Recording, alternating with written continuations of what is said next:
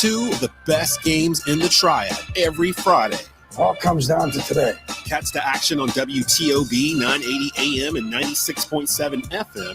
Who got my back? Or tune in to our second game on WCOG 1320 AM.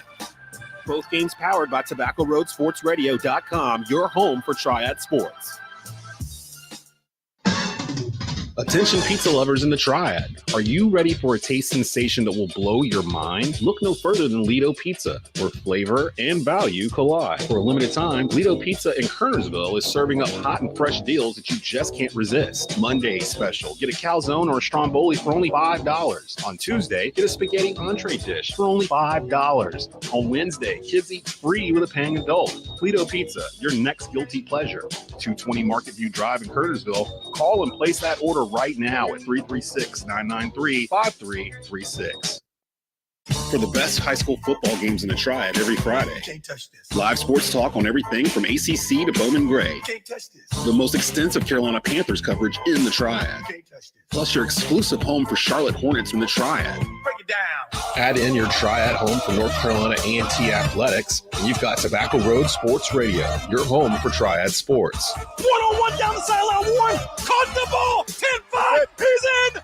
Touchdown, Aggies.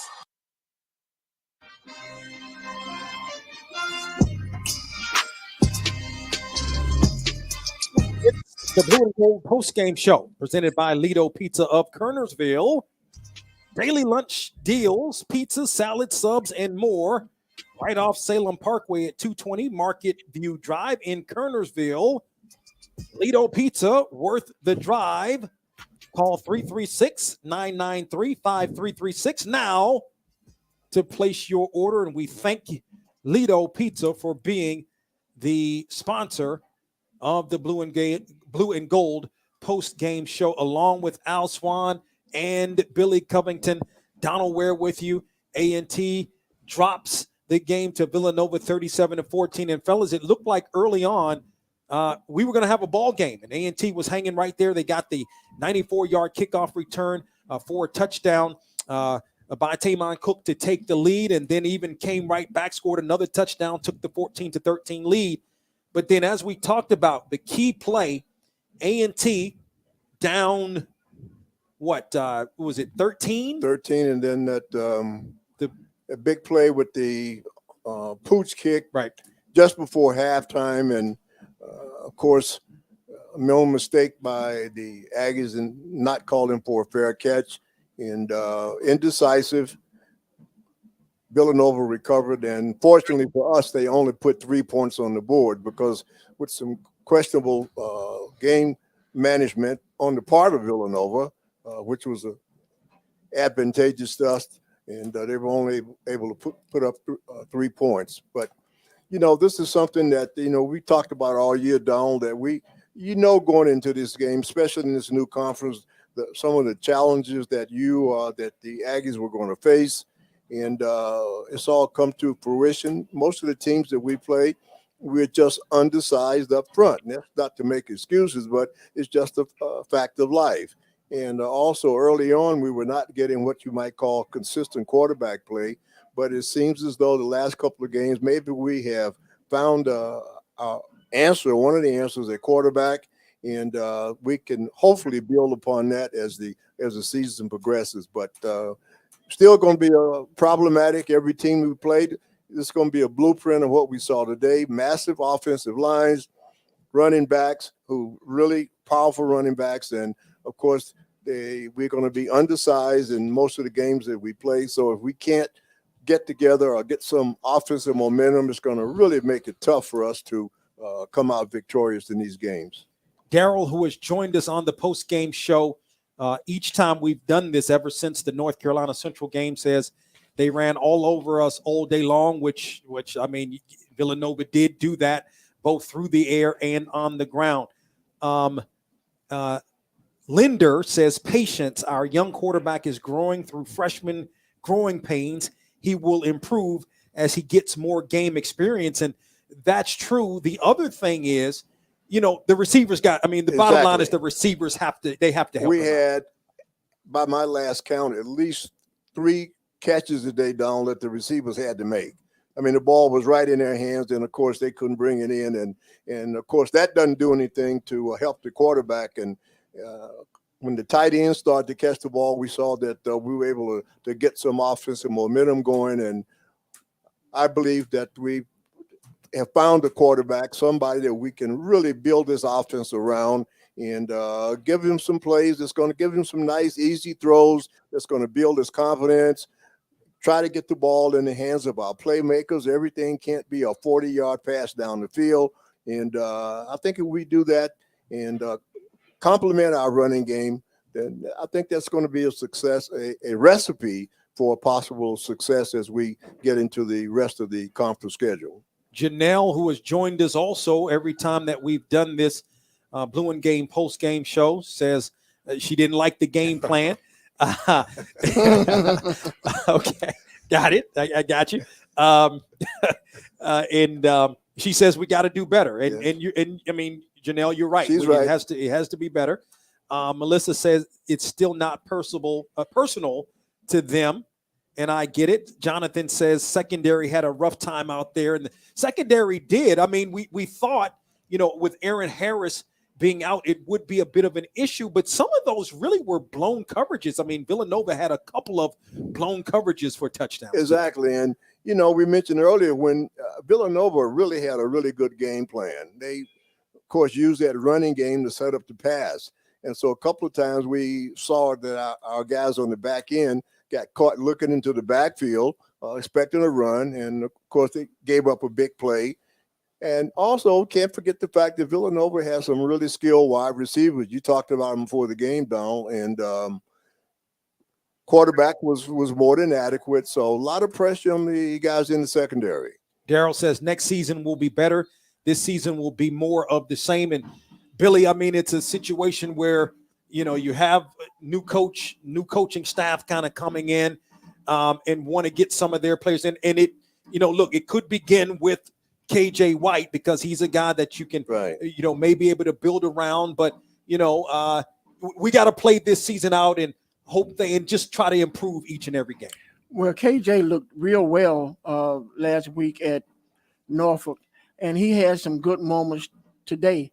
But one thing I got to say now, he runs the ball with a lot of authority, but he's about $170, $175. He cannot continue to take hits like he took that last hit when we for fourth down that we went for it. And if he's going to be your quarterback for the future, he can't take hits like this. So we're going to look at him. I think he looks extremely well. I think he throws a good football. Sometimes he tries to force it in to difficult situations. I would like to see him, Al, as the quarterback to go, you look at your primary receiver, and then sometimes you can look him off and pick up a secondary receiver. But sometimes he sticks on that primary receiver, and he has to do a better job at that. Well, that's one of the things that we see a lot in, in young quarterbacks. And, of course, he's a freshman. And, of course, he's only played in high school and where you can lock in on one guy. But you get to this level, it's very hard to do that. But, we, in terms of scheme, we got to do things to help him also. Mm-hmm. Run short, safe passes. And we started to do that using the tight end. And, of course, that's when we started to get some success. But as a freshman, you just can't expect him to drop back and we're trying to force the ball 40, 50 yards down the field. I mean, that just does not work. And I thought the blueprint that we started to use at the end of the ball game, throwing the ball to the tight ends. We also ran a nice RPO, run pass option. And, of course, with his ability to run really makes him a threat doing that. And, of course, you can run that RPO and you can throw some underneath routes, 5-10 yards, and keep the drive going. So I think that's something that the coaching staff is going to look at. And now that I'm pretty sure they've decided he's going to be the quarterback for the future, that you can start designing your offense to maybe give him some help, in terms of his development. Kermit tends to agree with you. I mean, he says passing scheme, they need to get better. But to your point, towards the end of the last couple of possessions, it did dump downs to the tight end, not trying to go for the deep ball because even A&T was down 30 to 14 for a couple of possessions. Got the ball back and started trying to chuck it deep. And then the last couple of possessions, dump downs to the tight end, which worked a little bit better. Damian says our defense kept 6 in the box against their 8. Can't win that. Well, I don't know about that, but in terms of Villanova just had a very good game plan in terms of running the football. And they have a massive line. And as we mentioned before, the problem is that every team we play from now on in the CAA going to present the same problem, to A&T. And, of course, 2 things you can't coach, guys. You can't coach speed and you can't coach size. And, right now, every team we play, we're going to be undersized up front. Of course, there's things you can do. You can run slants and you can run some game stunts and with your linebackers and also your linemen. But Villanova was not only big, but they were effective in terms of their offensive blocking. So it was just a tough day for the Aggie defense. They came in giving up only about 108 yards rushing per game. Could never really get that running game going. To your point, you're now asking a freshman quarterback to try to do a whole lot. The game is still coming so fast at him. Daryl says Villanova had experience on their side. No doubt about it. That's one of the things you talked about, Billy. They had 19 guys that were 19 players that are graduate students. Wait a minute, I'm going to give you the 18 graduate students, 13 seniors, and 1 transfer portal. And that's hard to give up a whole lot of experience like that. And next week, Delaware is just as tough as Villanova. Of course, Delaware won today 43-17 over Duquesne. And but Donald, I think a lot of people that just don't realize the importance of experience. 18 grad students and playing, this is their 5th year playing football. And then you have 13 or 14 seniors to back that up. And that is a very veteran team. And when you're a young team like North Carolina A&T, you're going to run into some stumbling blocks such as that. But, time heals all wounds.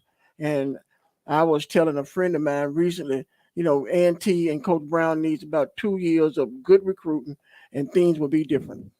And you're right, Billy. I mean, and conversely, you look at A&T, people really don't realize how young A&T's team is. We are playing a lot of 1st and 2nd year guys. Yeah. And of course, that's a growth process. And I mean, Coach Brown came into this season, and he's had experience in this league, and he knows the type of personnel that you need. And he's mentioned this earlier that give him a chance, give him time, give him a chance to get in the type of players that we need to compete. And I think as you said, it's a process. And on a positive note, that I think quarterback, we found something that we can actually build on. And with a good recruiting class next year, I think we're going to be able to be competitive. But again, it's going to be tough this year. It doesn't mean you give up. You give it everything you got, and maybe make a play here, a play there, and win a couple of ball games. But we saw a blueprint today of what we're going to see the rest of the season in terms of league play, playing against big teams, big running game, and it's going to be problematic in terms of how we stop these guys. But be patient, and as you said, Billy, it's a process. I think Kermit brings up a great point because we didn't hear anything about Amonte Jones. He didn't play, and that would have been really, really big because you look at the game he had that big catch last week. He had a good game, and that really hurt. I think not having him for White out there also hurting the passing game today as well. And, it's very, very difficult to continue to throw the ball, 40 yards down the field. I mean, the percentages are just against you. And you mentioned it earlier, Don. We saw what happened when we changed the whole process and started using the tight end, going with the short passes. And we were able to get some momentum and some rhythm offensively. And, we were able to, put together a couple of drives, didn't score, but we were able to make some progress. And I think that's something that we can really build on as the season progresses. Yep. Ed says we will be all right. Time is on our side. Ricky says so many drops, thought it was New Year's Eve. But to the point, the receivers, I mean, especially when you have a young quarterback like that, I mean, Your receivers have got to be able to help you. But again, not having an Amonte Jones who seemed to have separated himself as maybe the top wide receiver on this team, not having him really hurt today. Daryl says Villanova doesn't have a great pass game, but we didn't have the personnel to shut down the run, so therefore they did not need to worry about passing. Yeah, I mean, look, Villanova did and to the point, you look at the quarterback, I hadn't seen him play this year, okay, but he's averaging, 180 yards coming in, 5 touchdowns to 5 interceptions, and you look at the completion, each completion is about 16 yards per completion. So to me, that means he's probably throwing, he's like a Brett Favre. He's throwing it, letting his guys go. It's feast or famine. But today he was feasting. He was really feasting on our defense. And to your point, today. Donal, they didn't need to have a great passing game today. I mean, when you're rushing the ball the way Villanova was successfully rushing the ball, you don't have to depend upon your pass game. But I tell you, one of the things that they did from a passing standpoint, when they had to make a completion, they were able to do so because they do have 2 talented receivers.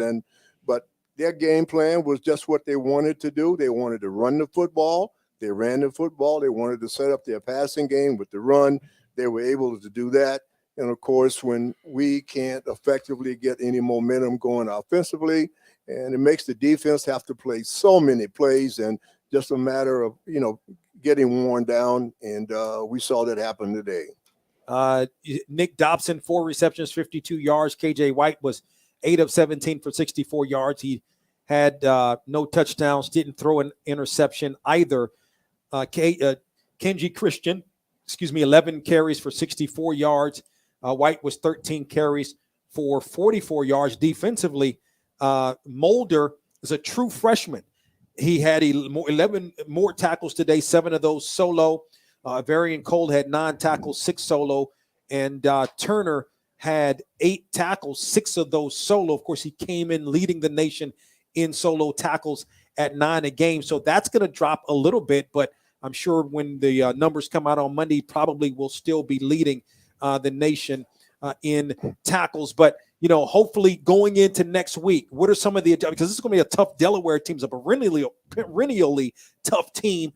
What are some of the adjustments you feel like A&T needs to make coming into next week? Well, I think, first of all, we have to figure out some way to generate some offense, because you cannot continually go 3 and out and expect your defense to come to your rescue all the time. And I think one of the ways that we can do this, is we saw at the end of the game, is to go to more of our short passing game. Use the tight end, use the receivers coming across on underneath routes, running that RPOs, run pass option with White at quarterback, because he does have the ability to stretch the field and also run.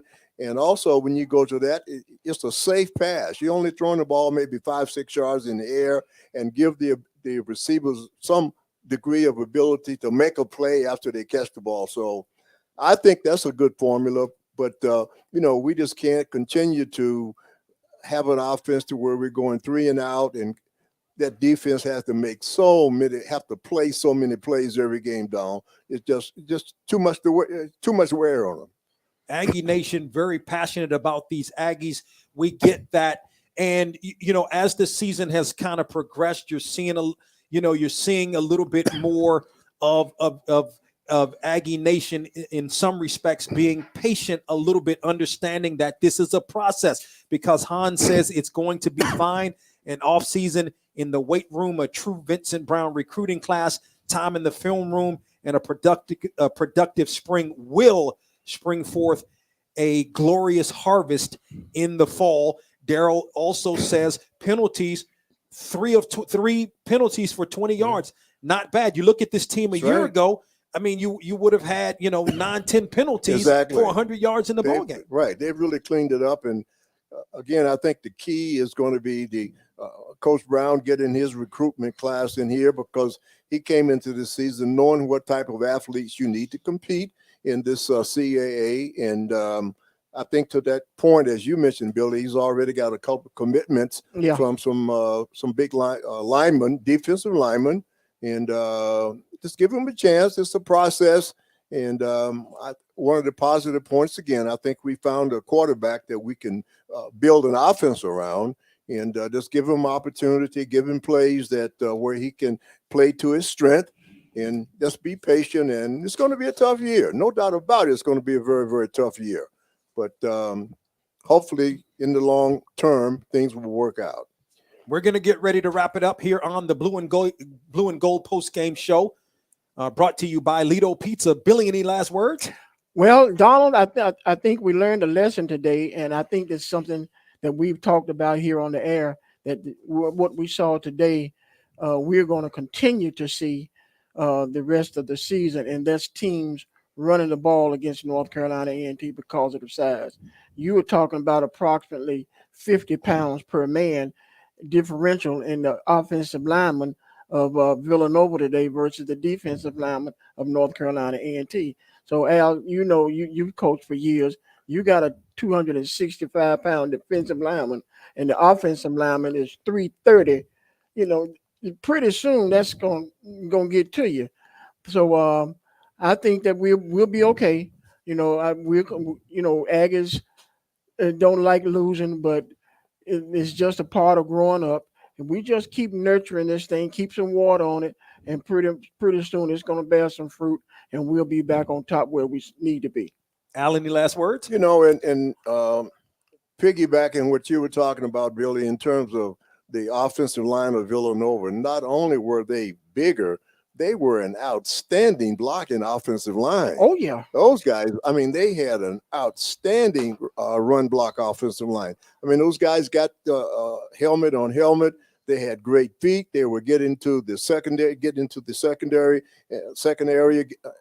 into our linebackers. And so we got to give them some credit. A&T, I know the score and we look at the stats, but they went against they're not going to see a better offensive line this year. I agree. They may see one that is as big, but I don't think they're going to see one that's any better than Villanova. They had just an outstanding offensive line, not only just from terms of size, but technique and the way they played the game. So, it's going to be tough, but, we'll fill out the schedule, and, Coach Brown will get in some recruits. And as you said, Billy, it's a process. Erthel says iron sharpens iron. It requires patience.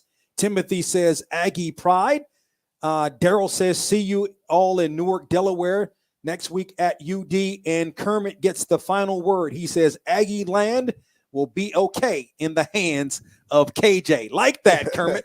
We're going to get ready to wrap it up here on the Blue and Gold post-game show, brought to you by Lido. Remember, Lido is bringing you this. So Lido Pizza of Kernersville, again, daily lunch deals, pizzas, salads, subs, and more right off Salem Parkway at 220 Market View Drive in Kernersville. Lido Pizza, worth the drive. Call 336-993-5336 now to place your order. Again, our next broadcast of Aggie football is going to take place on next Saturday. We're going to be in Delaware as the Aggies are going to take on the University of Delaware. It's a 3 p.m. kickoff, and we're coming on with the pregame show beginning at 2:30 right here on the Aggie Sports Radio Network. Thank you to Dez back at the studios of the Aggie Sports Radio Network for all of his outstanding work. For Al Swann and Billy Covington, Donal Ware saying so long for now from Stewart Stadium on the campus of North Carolina A&T State University. Your final score, Villanova 37, North Carolina A&T 14. You've been listening to Aggie football and watching the Blue and Gold postgame show on the Aggie Sports Radio Network.